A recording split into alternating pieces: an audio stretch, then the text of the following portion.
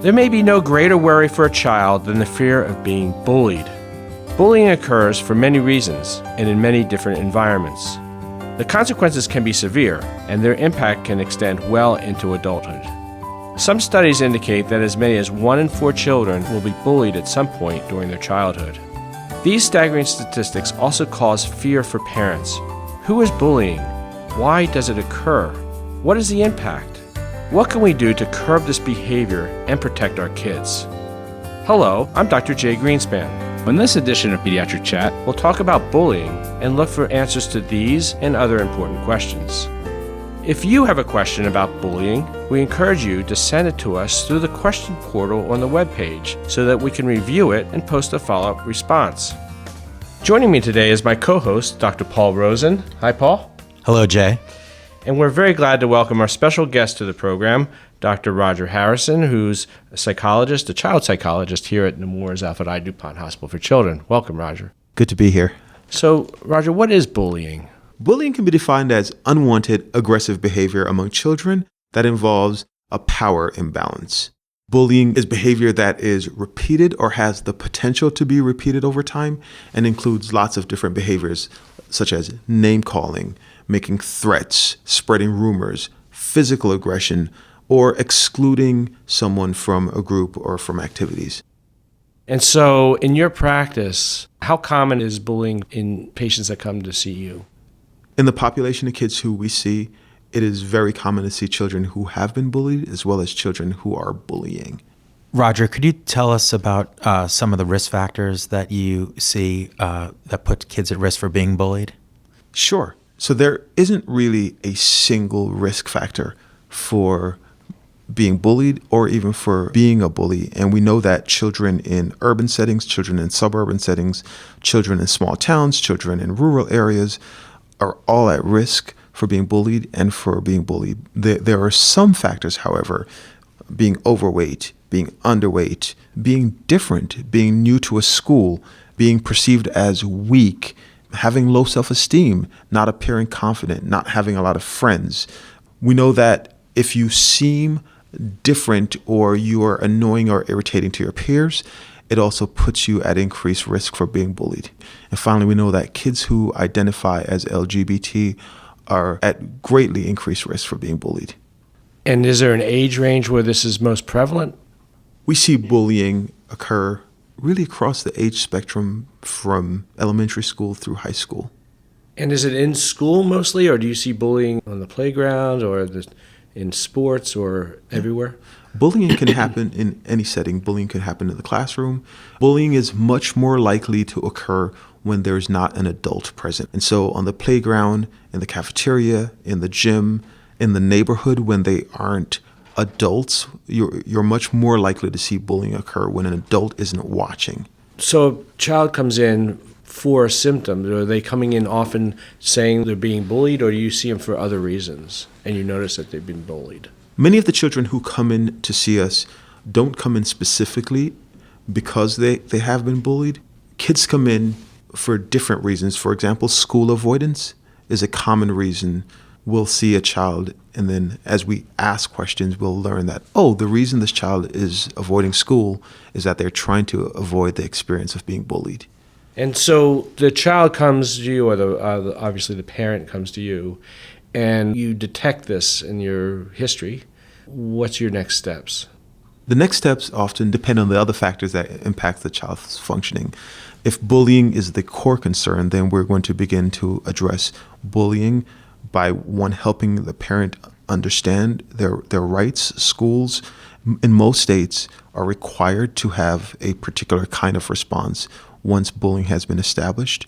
We're also thinking about helping up some of the skills that they need to appropriately respond to a bully. For example, increasing their assertiveness skills, helping them know that it is okay to report, to tell an adult. Research tells us that probably only 1 out of 3 bullying incidents will get reported to an adult. Most kids don't feel comfortable or confident enough to report to an adult that they are being bullied. So we talked a little bit about the risks. What are the signs of being bullied that you see? Besides, you mentioned school avoidance. Are there other major signs? Yeah, so as a parent, the kinds of signs that I'd be interested in looking for that a child might be bullied would be unexplained or unexplainable injuries, a child who comes home missing their personal items, so they might be missing their backpack, or a child who comes home hungry when you've packed lunch to send to school and they won't explain what happened, but they'll tell you that they're hungry. A child who suddenly develops physical symptoms that are unexplainable. So children who are developing headaches or stomach aches. I've already mentioned school avoidance, sleep problems. There are lots of behaviors when you are seeing sudden changes in the way that your child functions, either from a health perspective or an emotional functioning perspective. If you see a child with increasing anxiety, increasing emotionality, sometimes children who are being bullied are actually going to act out more behaviorally. And these changes in a child's behavioral, emotional functioning might suggest to a parent that they're being bullied. So a parent has listened to Namor's chat and says, that's a really good point. We've been missing some, tasty cakes. And what is your advice to the parents? So they have identified bullying. Who do they turn to first? My advice to a parent whose child is being bullied. They suspect being bullied. Yeah. My first advice is going to be maintain clear, open lines of communication with your child and ask specific questions. Go beyond how was your day? Fine. Ask your child, tell me about some of the things that happened in your day. Tell me about the kids that you spent time with. What did you do today? How was lunch? How was recess? How was the playground? So go beyond the how was your day kind of question to ask specific questions of your child. Ask, how do you like the kids at school? Do the kids like you? Is there a bully in your class? There are lots of questions that a parent can be asking their child to get a sense of whether that child might be bullied. And what we know is that the impacts of bullying are not only for the child who is being bullied, there are also impacts on children who witness bullying. And so even if a child isn't being directly bullied, parents asking these kinds of questions can help their children who are witnessing bullying know how to stand up to bullying, how to respond if they're being personally bullied, or even how to support or advocate a child who they see being bullied. Is there other characteristics or typical features you see with the child who's the bully themselves? Yes. Children who are bullied, there are lots of risk factors. For example, children who tend to be aggressive are more likely to bully others. Children who are having family problems are more likely to bully others. Children who might not be doing well socially, who might not be doing well academically, these are all risk factors for engaging in bullying behavior. In fact, children who are socially popular are more likely to bully, as are children who are socially ostracized or socially marginalized are likely to bully. It's important to point out that there is a complicated relationship between bullying and being bullied, and many children who bully have also been bullied, and it is not a clear picture of kids who are only bullies or kids who have only been bullied. We do know, though, from research that children who both are bullies and have been bullied tend to have the poorest outcomes. Children who bully clearly are at risk on lots of social variables because they tend to be more aggressive, so they're more likely to be excluded, to be suspended, to receive discipline, to have legal consequences. They are more likely to go on to have other kinds of problems that involve violating people's integrity in their space. So the consequences are great, not only for the child who's being bullied, but also for the child who is bullying. Does it depend on the school they're in? It's kind of the codes of behavior of the particular school. I guess there are different levels of tolerance for this type of behavior at different schools. Fortunately, I think that most schools are realizing that there's a difference between typical childhood back and forth banter and bullying. And there is also the next level, which we call, harassment, which is a legal issue, which is a crime in most schools. And so I think schools are getting better at realizing that bullying has real consequences that are long-lasting and that they must address it. And there is good research that shows that the more proactive schools are in addressing bullying before it occurs, in implementing effective bullying prevention programs, the less likely you're going to see bullying as a widespread phenomenon in the school. We've been hearing a lot about texting and social media, and kids they're not in the playground, but they're communicating with each other at night through text messaging. And I guess there's digital bullying where that's really the main source of the bullying as well. So lately, there certainly has been a lot of emphasis on what is called cyberbullying, which is bullying via a social network. So this could be texting, emailing, Facebook, Twitter, Instagram, and cyberbullying has the potential of having multiple bullies, because with the anonymity of the internet and the anonymity of social networks, it's easier to have a pile-on effect. We don't have good numbers on the kind of rates of cyberbullying, but it certainly has been like a hot topic recently. And of course, in the news, there seems to be the popular risk of cyberbullying with suicide. What is your take on those risks? It certainly stays in the news for days and weeks whenever there's the unfortunate incident of a child posting, for example, a YouTube video that says, because of my bullying, I'm going to kill myself. And there have been some well-known cases. It is important to know that the correlation between bullying and suicide is fairly low. And when we examine the histories of children who have committed suicide, where there's a history of bullying, we see that there are actually many more risk factors for suicide apart from bullying that exist in that child's life. And so most kids who commit suicide have long histories of depression or severe psychiatric disturbance or substance abuse problem or abuse, severe family dysfunction. And those factors actually predict suicide more strongly than bullying predicts suicide. And so there's often a confound, and although it makes good press, the relationship between bullying and suicide is actually fairly low. We talked about the parent using direct conversation with the child and good questions that you gave us good tips on, Roger, to identify the bullying. So when the child comes clean and says, yes, I've been bullied, what can a parent say to their child? What's the advice?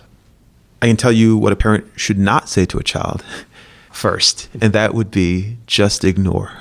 There are lots of behaviors that can be ignored that will go away. Bullies do not stop bullying because you ignore them. Bullying tends to be self-reinforcing. And so I want a parent to give a child tools and strategies that that child can use to stop bullying, whether it's to develop their assertiveness skills. So a child is able to say to a bully, stop, or I want you to stop that now, or some other kind of clear, assertive statement that a child can use.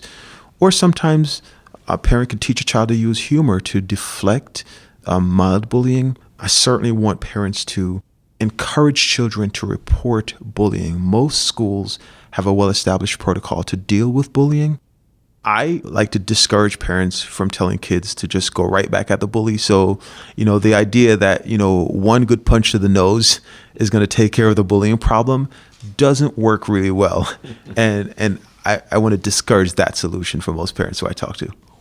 So Roger, with the bullying program that's being put into place in the schools, who's leading that effort of coordinating? Is it the principals or the guidance counselors or the teachers themselves? Does a report of bullying go up to the principal, or what level of the school is that type of issue handled? So different schools have different bullying programs. A good resource for parents and for schools is probably the stopbullying.gov website. It has lots of good resources for parents and for schools and for students. The higher up in the school the bullying program is initiated, the more likely it is to have widespread effect in the school. But for a parent looking for an answer for where should my child go, think about starting with a teacher, then a school counselor, then an assistant principal or the principal. But I want a child to know, tell an adult, if there's no action, tell that adult again. If there's no action, tell another adult. So if a child happens to be in a school where they minimize the impact of bullying, I want that child to know that if it takes you 150 times before an adult listens to you, then you tell an adult 150 times if that's what it's going to require. A little odd question, perhaps. Do you see siblings bullying each other, which would be really challenging for a parent to deal with, where an older sibling bullies a younger sibling? Yes. And what is the advice there? Because you can't run away from that easily. It is hard to avoid a bully who lives in the same house that you live in. And for parents, not to turn a blind eye. If you have a child who is aggressive or emotionally abusive to a sibling, I want parents to have a very proactive and strong response that involves a mix of good pre-stated consequences and even incentives for being kind. Because if you have a child who's a bully, whether to a sibling or another child, the solution to the bullying problem for me is really a mix of having meaningful consequences for bullying, but also finding ways to cultivate, to shape, to reinforce, and even to reward kindness or being considerate of others. And I want to both increase appropriate social behavior and then decrease the inappropriate bullying behaviors. Finally, we talked about outcomes of bullies and the people that are being bullied. Do we know much about how these children behave later on in adolescence and adulthood? Yes, we know that bullying comes with lots of negative outcomes. There are poor academic outcomes. Children who are bullied perform less well in school and on standardized exams. We know that they're more likely to be diagnosed with anxiety disorders and with depressive disorders.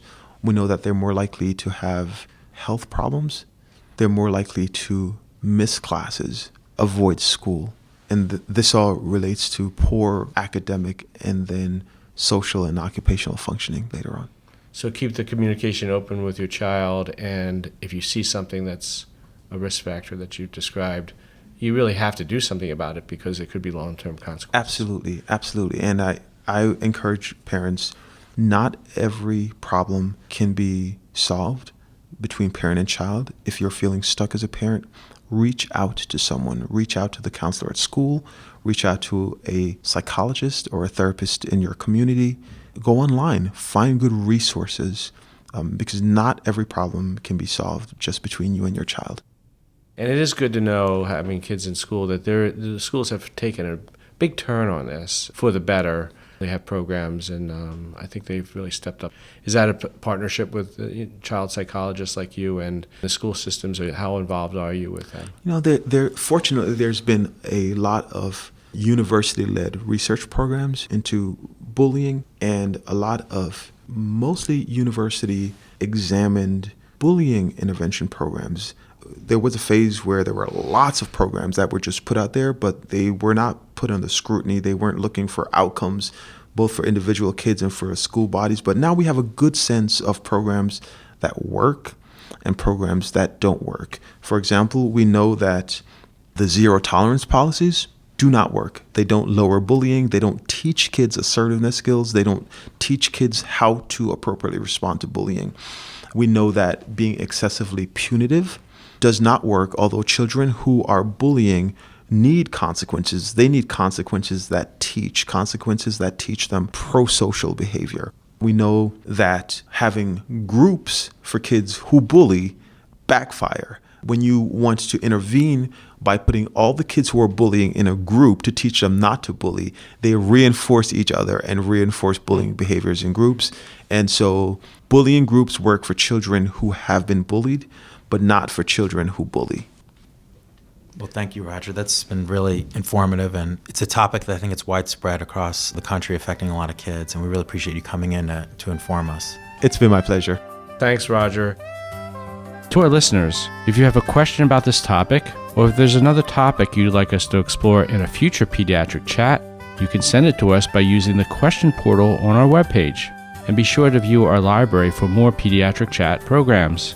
I'm Dr. Jay Greenspan, and thanks for listening.